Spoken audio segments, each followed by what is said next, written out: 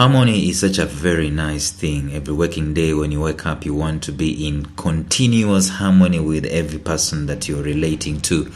But we found out that that's not necessarily the truth. And in the podcast, we've been speaking about this harmony that is created by the misunderstanding that we have against people who are doing things totally in a different way from what the status quo dictates. The status quo says that things should go this way, but someone has discovered that this other way that can actually serve better than the status quo, and they're rising up against the status quo, not in a bad way, not in an affront, but just saying that, hey, we've discovered a way that works, it's better. But we are so steeped into the status quo, we do not want to listen to them. We feel threatened and we feel, scared of what the difference or the change is going to bring. And so we misunderstand those guys. And today in the podcast, we're continuing with that prose, and we want to discuss one guy that was virtually misunderstood in a very big way. And probably you are the type of that kind of a guy that we're discussing today. So stay tuned.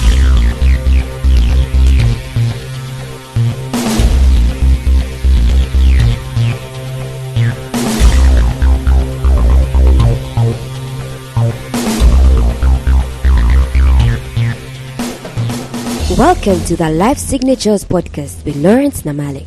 Lawrence is a life coach, author, and keynote speaker who loves to tackle different topics on purpose, productivity, and resilience. His mission in life is to awaken all your boundless possibilities available in you.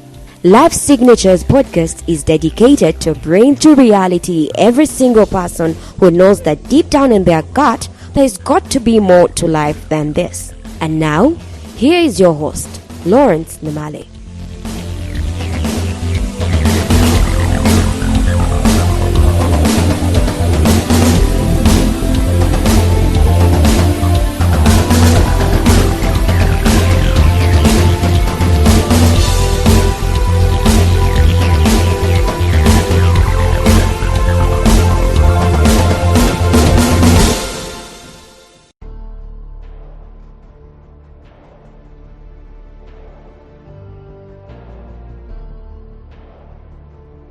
We kicked off this series in earnest by quoting Think Different, that famous Apple ad in 1997 that people are still talking about. And I want to quote it again even as I continue in this podcast. In the series, we're discussing the misunderstanding that exists between visionaries and the normal people, or the people that are close to those visionaries, their friends and their loved ones.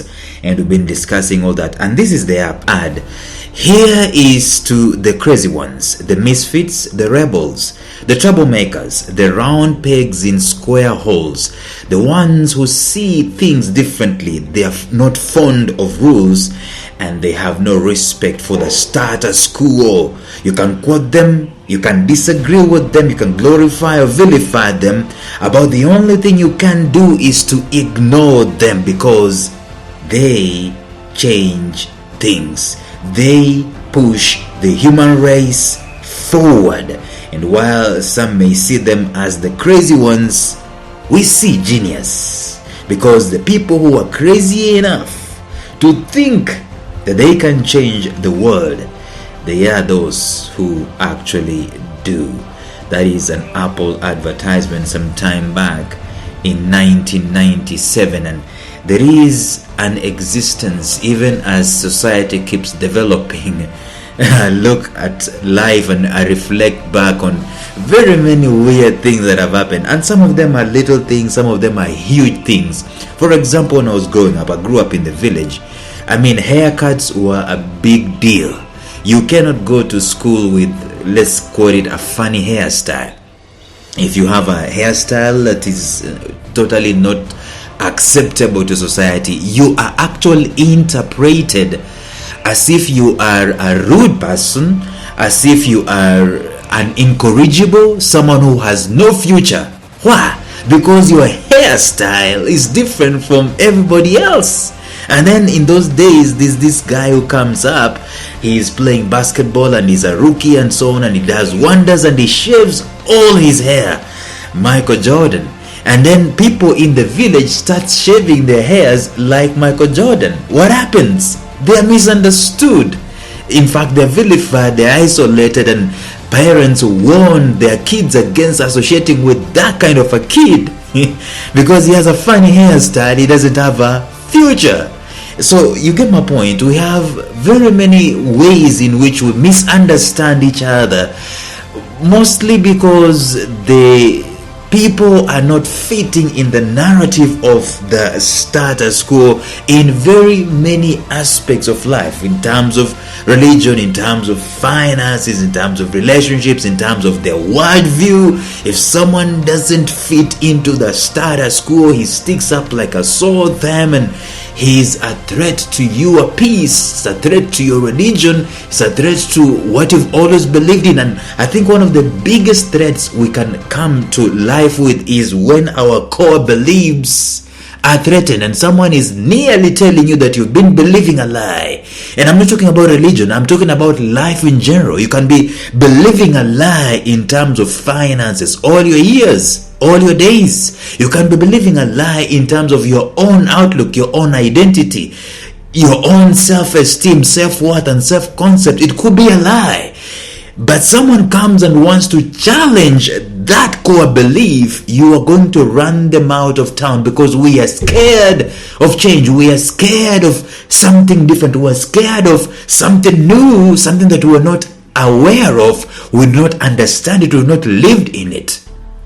And that's basically how status quo operates. And so in the podcast, in the next 3 or so episodes, I'm going to look at some of the types of guys, 3 types of guys that have been misunderstood by the status quo, and they've basically been huge, big time visionaries. And I've talked about them on and off, and today I'm going to discuss one of them, who is Joseph. Joseph is basically the prince of Egypt before Moses.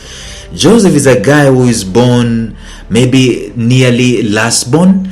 And what happens to Joseph is that he is loved so much by the father, and the brothers and the sisters, they get mad because of that. But then that's not the point. The point is that Joseph starts having these impeccable dreams. The dreams that when you interpret them, even obvious interpretation shows that this man is destined for greater things. This man is going places. There's a hand of God. Basically, you can easily say that there's a hand of God good upon that guy. And we have such like people in our lives, such like people in our families, such like people in our classrooms, such like people in our community, such like people in our workplaces. Especially in the workplaces, you see that guy who is so promising, and he's so maybe ambitious, such a visionary. He dresses like he's going somewhere, he puts on like he's a manager, and yet he's just a small subordinate, and the manager gets worked up. Why? Because this man has a dream, and the manager starts vilifying this type of Joseph. See, by far the type of Joseph is a master visionary. They don't see things the way they are. They see things the way they could be. They see the better than what we are seeing right now. They see the difference. They see things in a simpler way, in a totally different way than what we are used to. They are not guys who are comfortable with the status quo. They dream with God. When they speak major things.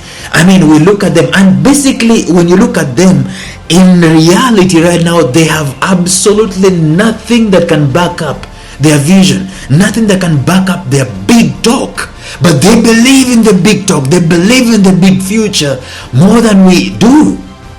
He is the one who comes so close to his life alone to participate in God's ultimate purpose, the prosperity of other people in multitudes.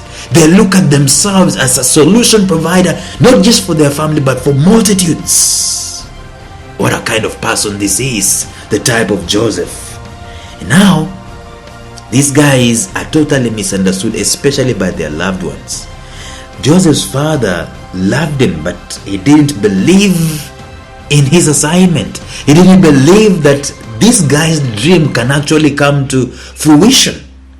You see, in those days, it seemed as if the firstborns are the ones who had more promise than the lastborns. His brothers hated him, and that hate was for the fact that he had a dream. He had a vision. His dreams seemed so far-fetched. I mean, it's like out of this world. Even to him, the dream seemed so far-fetched. His dreams took so long, so many twists, so many turns. But finally, what this man saw came to materialize, came to fruition. But when it did finally come, it was in one single day, black and white. I mean, from one stark reality to the next stark reality, from one extreme to the very next extreme in the same day, from the prison, from the dungeon, from the pit to the palace, from being a prisoner to being a prime minister in one day. One day. See, you can be poor today and you have a vision and they don't understand you, and tomorrow you are popular. You can be in rags today, but you have a dream and you have a vision and you believe in it, and other people do not even want to hear about it, and tomorrow you are in riches. In prison today, in the palace tomorrow. It takes time for this kind of a dream to arrive. It takes probably decades. But when that time comes, the spectacular elevation is beyond measure. It is out of this world. See, the Josephs of our lives are not as forceful of fighters like David. David will take your head out. You guy, David will just sling you out of this world. I mean, he sends you straight back to where you came from. He was a bad boy. But Joseph was the humble guy. I mean, the remorseful guy, the quiet, the guys who love isolation. They are the pure guys. They are the smart, the intelligent ones, but they are so docile. They do not force themselves on people, and they do not peddle their own agenda for most. They just say they've seen a vision, and it's not even a selfish vision. It is totally unconnected to the guy who is leading at that particular moment. They are not even threatening the guy. They have just seen a better way of how things can be done. And they're so much in love with the vision that they're in love with leadership and position. They just want things to work.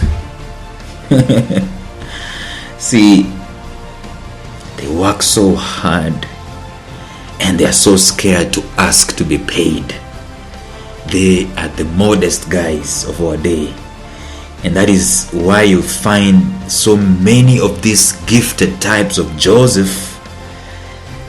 They are not really having much of financial muscle, so to speak, but their talent is unquestionable. I mean, you've seen those guys in your classroom. You've seen those guys that always had a promise. I mean, always was smart, always had some wisdom that was just out of this world.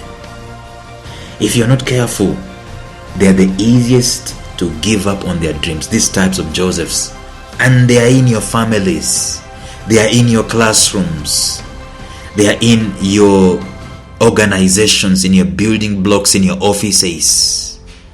They are around your society. They are in your cell groups in church.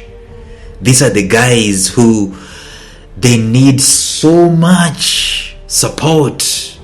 They need to be believed so much. But if the closest person in their lives does the exact opposite, these guys can easily give up on their dreams. but they remain pure. They remain committed. They remain intelligent. They remain sharp. They remain smart. Their greatest need is acceptance. Their greatest need is belief in them and belief in their dreams. And we have such like guys in these societies today. They have something that we do not understand. I mean, something that is obviously out of the norm. Basically, maybe going against the status quo of the day. And when they share their vision and their dream with us, we cannot believe them. I mean, you can excuse us. It's not that we must believe them, but their dreams are just out of this world. And so you can excuse us also for not believing them. That's how big the dream is. But you see what these guys need? They need to be believed. They need to be accepted. They need to be given a chance, an opportunity. See, these are the type of guys that see benefits for an entire organization, benefits for an entire community. The Patrice Lumumbas of this world, the Kwame Nkrumahs of this world, the, for lack of a better word, the Martin Luther King Jr.'s of this world. They see not themselves benefiting. They see the entire universe, the entire world, or the entire section of the world benefiting. They are special. And their dreams are dreams for nations. However, they are the most ostracized. And they are the easily forgotten. Our contemporary examples are Abraham Lincoln, Albert Einstein, and the likes. Albert Einstein was actually told that he cannot learn. He didn't have an ability to learn, and so on. But these guys are different.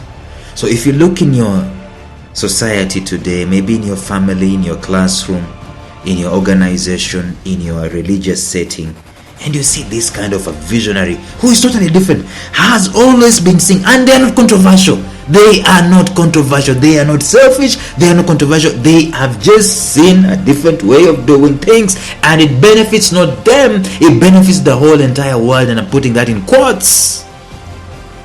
Please, if you see such a guy, instead of misunderstanding and vilifying them, put your hand upon their shoulder, accept them, love on them, believe in them, and they will go places, they will thrive.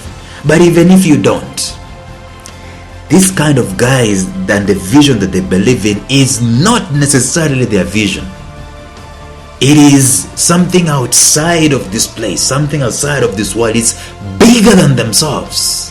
So even if you do not believe in them, even if you do not accept them, someone bigger than you, someone else who has a big agenda, purpose for the whole universe, will believe in them, will accept them, will make a way for them, will make every crooked path of them straight. And sooner or later, mostly later on, these types of Joseph will emerge and their dreams will be fulfilled. Whether they will be dead or they will be alive, their dreams, they never die.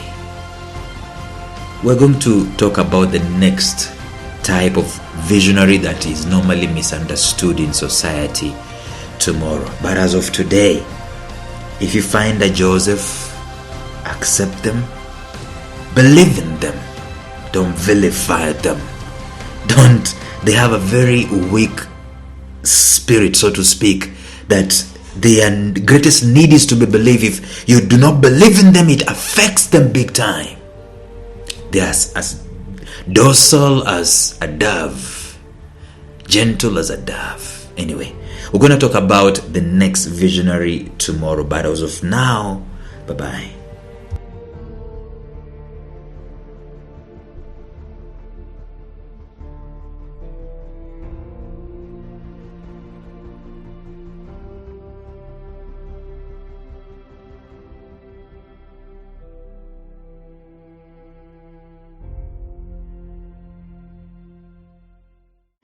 A special shout out to my mentor Jeffrey Howard of Visionary Business University, found at mastermindmentor.com, who has graciously provided me with the soundtrack and the introductory track to this podcast. Thank you, Jeff.